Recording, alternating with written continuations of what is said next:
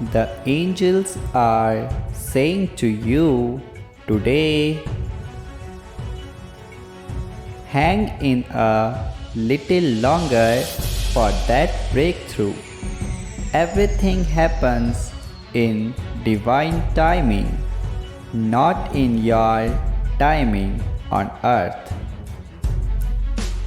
What is meant for you is on its way.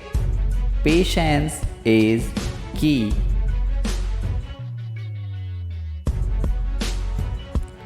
Universe is saying to you, believe in yourself and the power you possess as a light worker. When you gave a high esteem, you believe that you can accomplish all that you desire as you value yourself as worthy.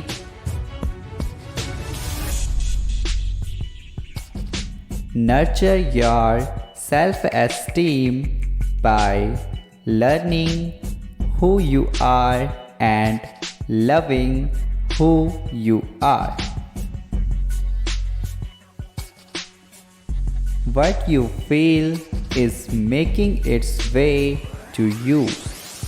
Be steady now and continue the visualizations. Keep being positive about everything. Every moment counts.